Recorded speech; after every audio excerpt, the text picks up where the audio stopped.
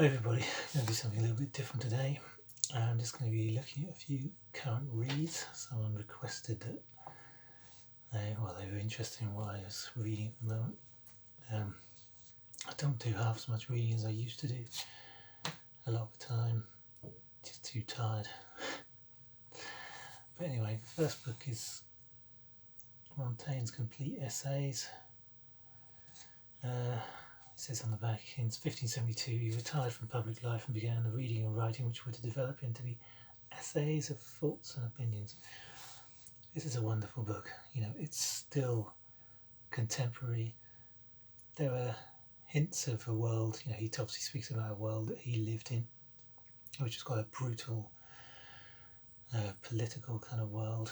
But at the same time, he took the time to just sit back and write on all sorts of subjects. You know, he even details illnesses he's had in the past. He talks about the art of conversation here, the resemblance of children to their fathers,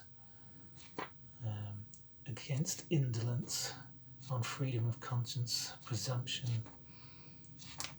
What else? He talks on books, on the affection of fathers for their children, on conscience. We've got all sorts on here, on war horses, on the uncertainty of our judgment, sleep, solitude, you know, it's all here, educating children. To philosophize is to learn how to die. He talks about fear, the taste of good and evil things depends on our opinion. I do like these kinds of things. You know, you feel like, you know, you go through life and you sort of know everything anyway. You're dealing with it, you're getting on with it. But when people articulate things in such a way as to bring your own experience, you know, into reality and perhaps add something to it with kind of depth of explanation, and just it gives you that extra kind of ability to think beyond the norm, if you like. Even though, you know, a lot of what he says, you know, it's kind of, as I say, it's known to all of us in a way, but at the same time he explores so many subjects that it stimulates and kind of encourages the mind. But that's a good book. Obviously it's huge, but you can dip in and dip out of this because a lot of chapters, I mean, it's just really short, really short. On restraining your will, vanity, yeah, let's say, on some lines of Virgil, it's all there.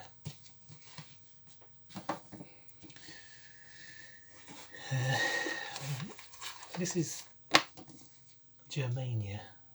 It's not the actual copy of the book you'll see in the shops. This is a proof copy. It's in Wayward Pursuit of the Germans and Their History by Simon Winder. This is a fabulous book.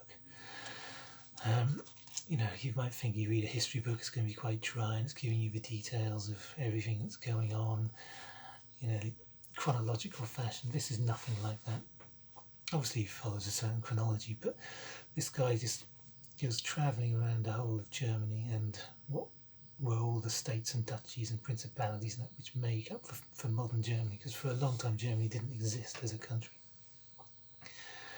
He goes into all these museums, he talks about these kind of journeys, and he brings the characters of the leaders and the people and the times to life. He doesn't just talk about the rich, he talks about every aspect of German history.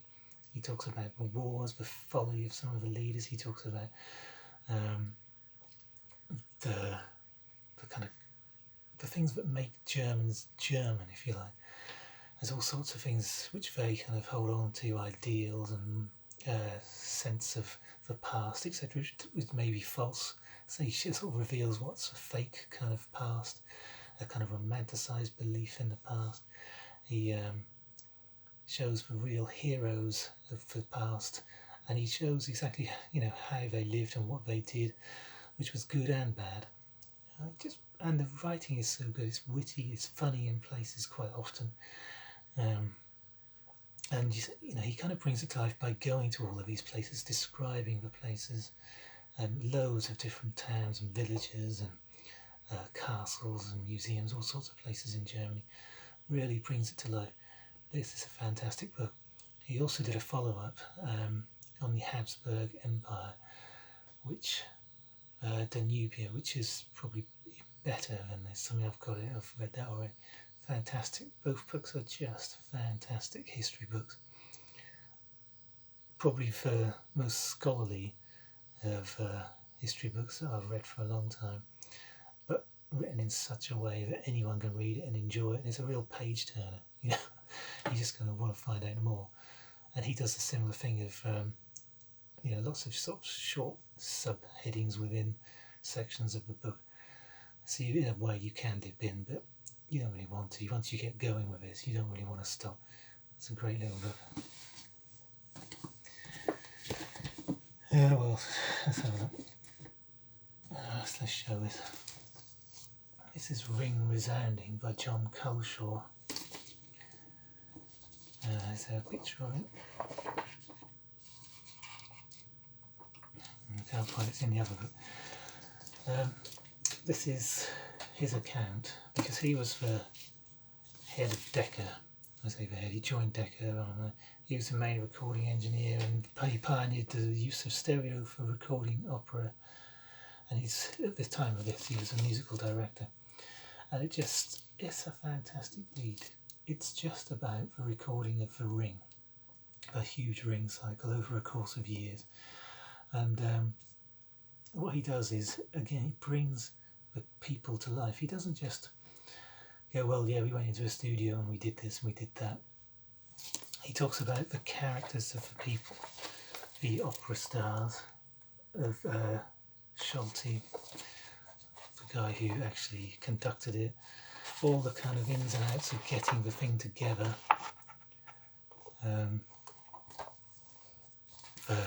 travelling around Europe trying to find the right hall, the right place, and the detail that they went into in recording this, which is still seen as the greatest recording ever, although some people may have said it's perhaps been surpassed.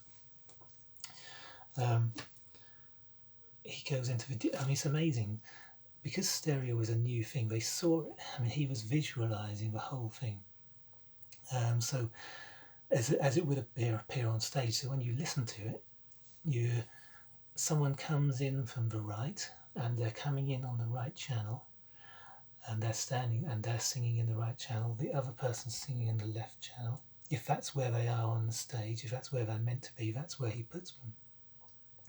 The detail's amazing. You just have these in the middle, which you could justifiably do and just get away with it. But no, he places these people exactly where they should be, orally. So he creates the soundscape that you would see. Obviously, he was an expert on the Ring anyway. He had been to many recitals and,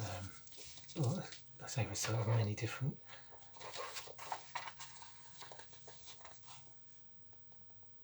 performances.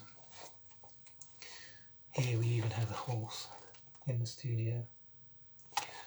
Fantastic book, and he, as I say, brings the characters to life. And this is not a dry read in any way. This is seen as a great, great book, and it is. It's a great read. You also have his autobiography, which again is another fabulous read. It's so kind of, you wouldn't think that someone who was but at the dawn of stereo and working for Decca would have such an amazing, fulfilling and interesting life, but he really did. You'd think it might just be one kind of thing over and over and over. This is a fantastic book, it's just fantastic. How he brought that whole thing to life, and all of the different ins and outs, and the problems they had, the difficulties they had with different kind of people in the record industry, etc., etc. Anyway, just a great book. And finally, one book which I've struggled with. This is John Cooper Powers' Wolfslayer, which is the name of the character. Published in 1929. Now I picked this up and I had a look through and I thought, wow, some lovely passages of writing in here. Beautiful, beautiful language, really well written. dense and extremely thought-provoking. I just cannot get into the story at all. I can't do it. This guy has been sent, even on the back, it's interesting. There's nothing about the story itself. It's a strange thing. This Wolfslayer, the main character, is only a young or mid-30s, and he's been sent somewhere to help this kind of, what he describes as evil old man, or has a presence of evil about, write a book and compile all these papers and write a book. But it's, and there's an element of a kind of a love story creeping in, which is really, it's really well written, but I'm just finding it frustratingly dry. On the back, I'm going to read a couple of blurbs from the time. It has a strange beauty and a stranger ugliness about it. Its background is Dorset, and it is a Dorset which has rarely been painted more graciously, even by Hardy himself. It is indeed a rich work of art. Wolfslayer is a stupendous and rather glorious book, as beautiful and strange as an electric storm, and like the thunder on Sinai, it is somewhat of a sermon. And I'll just read this last one. Extraordinary vitality and memorable beauty. Mr. Powers has the rare faculty of seeing and transmitting the significance of the apparently insignificant. And that is true. That really does sum up. He goes into his thoughts and the things that he's recognising sitting on a train, and the things that he's seeing and watching, and maybe they have no bearing on the story at all. But you're just involved in his mind and what's going on in his mind. It's a fantastic way of looking at it. I just bogging down in the book. So I'll probably have to try and give it a go again. But anyway, that's it for today. I may do another one of these. We'll see. See ya.